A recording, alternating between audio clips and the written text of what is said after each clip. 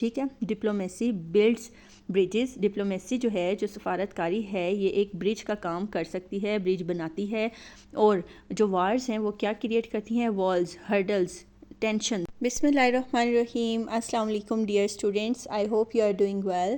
آج ہم Pakistan observer newspaper میں پبلش ہونے والے اوپینین پر ڈسکشن کریں گے، جو کہ ہے diplomatic mediation and strategic stability. اس اوپینین میں فوکس کیا گیا ہے 3 چیزوں پر: یو ایس ایران ٹینشنز پر، میڈل ایسٹ کرائسس پر، اور پاکستان کے ڈپلومیٹک رول پر.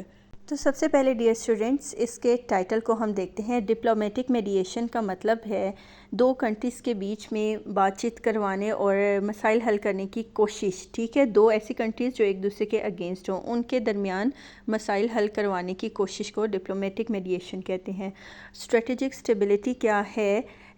یعنی ایسا علاقائی یا عالمی ماحول، ٹھیک ہے، جہاں جنگ کے امکانات کم ہوں، پیس ہو وہاں پر، اور طاقت کا توازن قائم رہے. یعنی diplomatic mediation and strategic stability کا مطلب ہے کہ سفارتی ثالثی کے ذریعے علاقائی اور عالمی استحکام کو برقرار رکھنا. ٹھیک ہے، diplomatic mediation and strategic stability. پہلے میں آپ کو پاسٹ کا تھوڑا سا ریویو دیتی جاؤں کہ میں نے پچھلی کئی ویڈیوز میں بھی بتایا کہ امریکہ اور ایران کے جو ریلیشنز ہیں پچھلے کئی عرصے سے دونوں کے ریلیشنز بہت زیادہ کمپلیکیٹڈ چل رہے ہیں. ٹھیک ہے، ایرانین ریولوشن جو کہ 1979 میں ہوئی، اس کے بعد دونوں کنٹریز کے درمیان جو ٹرسٹ ہے وہ تقریباً ختم ہو گیا. امریکہ جو ہے وہ ایران کے نیوکلیئر پروگرامز پر تحفظات کا اظہار کرتا ہے، جبکہ ایران کا کیا پوائنٹ آف ویو ہے؟ ایران کہتا ہے کہ اس کا جو نیوکلیئر پروگرام ہے وہ پرامن مقاصد کے لیے ہے، وہ جنگ کے لیے نہیں ہے. اور پھر دوسری طرف اگر ہم اسرائیل کو دیکھیں تو اسرائیل ایران کو اپنی سلامتی کے لیے ایک بہت بڑا خطرہ سمجھتا ہے. اسرائیل کو ہمیشہ ہی یہ ڈر رہا ہے کہ ایران بہت زیادہ طاقتور ہو گیا تو ریجن جو ہے، جو مڈل ایسٹ ہے، اس میں طاقت کا توازن جو ہے وہ تقسیم ہو جائے گا، مطلب ایران کے پاس بھی طاقت چلی جائے گی. تو یہ کچھ ریزنز ہیں، نیوکلیئر پروگرام، اور اس کے علاوہ اسرائیل، اس کے علاوہ اسٹریٹ آف ہرمز. ان چیزوں کی وجہ سے کیا ہے، مڈل ایسٹ میں بہت زیادہ کنفلکٹس بڑھتے جا رہے ہیں. اب بات کرتے ہیں اس اوپینین کی. اس اوپینین میں کیا کہا گیا ہے؟ رائٹر کہتا ہے کہ جو پریزنٹ کرائسس چل رہے ہیں، اس میں پاکستان نے ایک رسپانسبل اسٹیٹ ہونے کا ثبوت دیا ہے. وہ کیسے؟ اس نے سفارتی کوششیں کی ہیں تاکہ امریکہ اور ایران کے درمیان جو کنفلکٹس ہیں وہ کم ہو سکیں. یعنی پاکستان نے جنگ کی حمایت نہیں کی، بلکہ اس نے کیا کیا ہے؟ اس نے ڈائیلاگ، نیگوشیشن اور ڈپلومیسی کو اس نے پرائیورٹی دی ہے. اور اگر دیکھا جائے تو پاکستان کا یہ سٹیپ بہت اچھا تھا، پوزیٹیو تھا، کیونکہ یہ نہ صرف پاکستان کے قومی مفاد میں تھا، بلکہ پاکستان کا یہ جو سٹیپ ہے یہ پورے ریجن کے امن کے لیے بھی بہت زیادہ ضروری تھا تاکہ پیس رہے. اگر ایک کنٹری دوسری کنٹری، جیسے اسرائیل ہے، وہ وار چاہتا ہے، وہ ایران اور امریکہ کے درمیان یہ جو مذاکرات ہو رہے ہیں اس کے ابھی بھی اگینسٹ ہے. پچھلے دنوں جو میں نے آپ کو نکات پڑھائے، 14 نکات، جو 14 پوائنٹس ان کے مذاکرات ہوئے ہیں، اس کے بھی اگینسٹ ہے اسرائیل. تو اگر اسرائیل کی طرح باقی کنٹریز بھی، اسپیشلی پاکستان بھی، اگر وار کی، اگر جنگ کی حمایت کرتا ہے تو ڈیفینیٹلی مڈل ایسٹ میں جو ہے وہ پیس بڑی مشکل سے قائم ہو سکتا ہے. تو میں آپ کو ایک چھوٹی سی اگزامپل سے اس اوپینین کو اور یہ پورا جو معاملہ ہے، پاکستان کا رول ہے، اس کو سمجھاتی ہوں کہ فیملیز میں جب کوئی کنفلکٹ ہو جاتا ہے، جب کوئی لڑائی ہو جاتی ہے، تو جو ہمارے سب سے زیادہ قریبی ہوتا ہے، موسٹ آف دا ٹائم ایسا ہوتا ہے کہ وہی اس کنفلکٹ کو کم کرنے کی کوشش کرتا ہے، کیونکہ وہ کسی نہ یا تو وہ بلڈ ریلیشن میں آ رہا ہوتا ہے یا اس کا بہت ہی قریبی کوئی اور رشتہ ہوتا ہے ہم سے. تو اسی طرح جو پاکستان ہے، اس کے امریکہ کے ساتھ بھی تعلقات ہیں اور ایران کے ساتھ بھی. اور پاکستان کی جیوگرافیکل پوزیشن اگر دیکھی جائے تو وہ بھی بڑی ہی امپورٹنٹ ہے. سینٹرل ایشیا، ساؤتھ ایشیا اور مڈل ایسٹ کے درمیان پاکستان ایک برج کی طرح کام کر رہا ہے. ٹھیک ہے، کیونکہ یہ ان جغرافیائی پوزیشن جو ہے وہ اس کی امپورٹنٹ ہے. تو اسی وجہ سے پاکستان دونوں کے ساتھ بات چیت کر سکتا ہے، ٹھیک ہے، اور غلط فہمیوں کو دور کرنے کی کوشش بھی کر رہا ہے. تو رائٹر کے مطابق یہی جو بیلنسڈ فارن پالیسی ہے، یہ پاکستان کی اسٹرینتھ ہے، یہ پاکستان کے لیے بیسٹ ہے. اس کے بعد اس اوپینین میں ایک اور چیز ڈسکس کی گئی ہے. رائٹر نے کہا ہے کہ اگر امریکہ اور ایران کے درمیان ڈائریکٹ جنگ شروع ہو جاتی تو اس کے اثرات پوری دنیا پر پڑتے. وہ کیسے؟ آئل پرائسز ڈیفینیٹلی انکریز ہو جاتے، پیٹرول کا ریٹ انکریز ہو جاتے، جو کہ پاکستان میں آلریڈی بہت زیادہ ہو رہے ہیں، کم بھی ہوئے ہیں لیکن نہ ہونے کے برابر کم ہوئے ہیں. اور اس کے علاوہ ورلڈ ٹریڈ بہت زیادہ متاثر ہو سکتی تھی، گلف کنٹریز میں اسٹیبلٹی کم ہو سکتی تھی. اس کے علاوہ پاکستان سمیت بہت سے جو ترقی پذیر کنٹریز ہوتی ہیں ان کو معاشی مشکلات کا سامنا کرنا پڑ سکتا تھا. تو اسی لیے پاکستان اپنی جو انرجی کی ضروریات ہیں اس کے لیے بڑی حد تک درآمدی تیل پر انحصار کرتا ہے. یہ تو ہم سب جانتے ہیں. اسی لیے آئل پرائسز میں اضافہ پاکستان کی اکانومی پر ڈائریکٹ نیگیٹو اثر ڈالتا ہے. اگر آئل پرائسز زیادہ ہوتے، پیٹرول زیادہ ہوتا، اگر پیٹرول زیادہ ہوتا تو ظاہر ہے ڈرائیورز اپنے ریٹ وغیرہ جو ہوتے ہیں گاڑیوں کے اور سارے معاملات پھر انکریز ہوتے ہیں.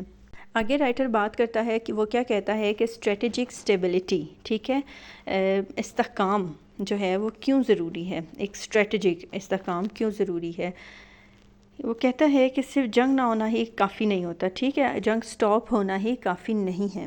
ان فیکٹ اسٹریٹجک اسٹیبلٹی اس وقت حاصل ہو سکتی ہے جب کنٹریز ایک دوسرے پر ٹرسٹ کریں، جب کنفلکٹس جو ہیں وہ ڈائیلاگس کے ذریعے حل ہوں، ریجنل سیکیورٹی بہتر ہو، اکنامک کوپریشن جو ہے وہ بڑھے، اور ٹریڈ روٹس جو ہیں وہ محفوظ ہوں جیسے اسٹریٹ آف ہرمز ہے. اور اسی طرح اگر ریجن میں استحکام ہوگا تو کیا ہوگا، تو جو سرمایہ کاری ہے، ٹریڈ ہے اور ترقی کے بہت سے جو مواقع ہوتے ہیں وہ بڑھیں گے. تو رائٹر کا کیا میسج ہے؟ رائٹر ایکچولی یہ میسج دینا چاہ رہا ہے کہ آج کی دنیا میں صرف ملٹری پاور کافی نہیں. بہت مرتبہ ایسا ہوتا ہے کہ ڈپلومیسی وہ کام کر جاتی ہے جو ہتھیار نہیں کر سکتے. یعنی جو ثالثی کردار ہوتے ہیں، بات چیت، مذاکرات اور ثالثی ہی وہ رستے ہیں جو بڑے کنفلکٹس کو جنگ میں تبدیل ہونے سے روک سکتے ہیں. جیسے کہ پاکستان نے اپنا بڑا ہی پازیٹیو امیج بنایا انٹرنیشنلی، اس نے ٹرائی کیا اپنا بیسٹ. اسی لیے پاکستان کو بھی اپنی فارن پالیسی میں اسی رستے پر چلتے رہنا چاہیے. اس کو اسٹیبل فارن پالیسی، ایک اسٹریٹجک فارن پالیسی اپنانی چاہیے تاکہ وہ نہ اس کا جھکاؤ ایک کنٹری کی طرف ہو نہ دوسری کنٹری کی طرف ہو، لیکن وہ جنگ کو روکنے میں بھی کامیاب ہو جائے. تو جی مائی اسٹوڈنٹس، اگر ہم کرٹیکلی اس کا انالیسس کریں تو اکارڈنگ ٹو می یہ اوپینین بڑا ہی امپورٹنٹ ہے، اسپیشلی کرنٹ ایشوز کے حوالے سے. آپ کو یو ایس، ایران اور اسپیشلی اسرائیل کے ریلیشن سے ان ٹچ رہنا چاہیے. ایگزامس پوائنٹ آف ویو سے بھی بڑا امپورٹنٹ ہے. اور اچھا، اس اوپینین کی سب سے بڑی خوبی یہ ہے کہ یہ اوپینین بھی جنگ کے بجائے پیس اور ڈپلومیسی کی حمایت کر رہا ہے، ٹھیک ہے، امن اور سفارت کاری کی حمایت کر رہا ہے اور جنگ کے اگینسٹ ہے. یہ یعنی ان نٹ شیل اس اوپینین میں بھی یہی کہا گیا ہے کہ جنگ کے بجائے امن ہو، ڈائیلاگس ہوں، صحیح مذاکرات ہوں. اب حقیقت تو یہ ہے کہ امریکہ اور ایران کے درمیان جو کنفلکٹس ہیں وہ بہت زیادہ ہیں. صرف ایک یا دو مذاکرات سے تو یہ مسائل حل نہیں ہو سکتے. اسی لیے nuclear issue, economic sanctions, regional influence اور اسرائیل سے متعلق جتنے بھی کنفلکٹس ہیں وہ اب بھی ان میں موجود ہیں اور ان پر ہی فوکس کرنا چاہیے. اسی لیے اگر پیس میں کنٹینیوٹی چاہیے، اگر مستقل امن چاہیے تو اس کے لیے لانگ ٹرم نیگوشیشن، ٹھیک ہے، طویل مدتی مذاکرات کی ضرورت ہے ہر کنٹری کو.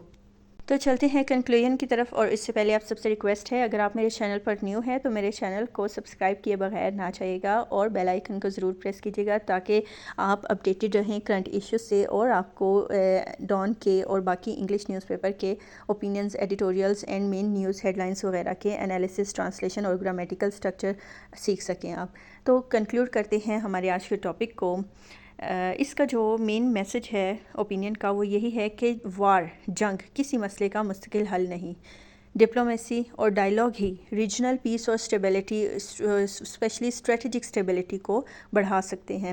اور اگر پاکستان اسی طرح بیلنس ڈپلومیسی کو شو کرتا ہے، اپناتا ہے، تو وہ نہ صرف اپنے قومی مفاد کا تحفظ بھی کر سکتا ہے بلکہ ورلڈ پیس کے فروغ میں، جو عالمی امن ہے اس کے فروغ میں بھی یہ امپورٹنٹ رول پلے کر سکتا ہے.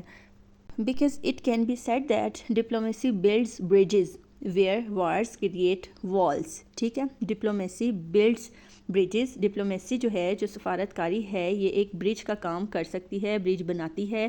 اور جو وارز ہیں وہ کیا کریٹ کرتی ہیں؟ والز، ہرڈلز، ٹینشنز کریٹ کرتی ہیں. ٹھیک ہے، تو اسی کے ساتھ میں اپنی ویڈیو کو اینڈ کر رہی ہوں.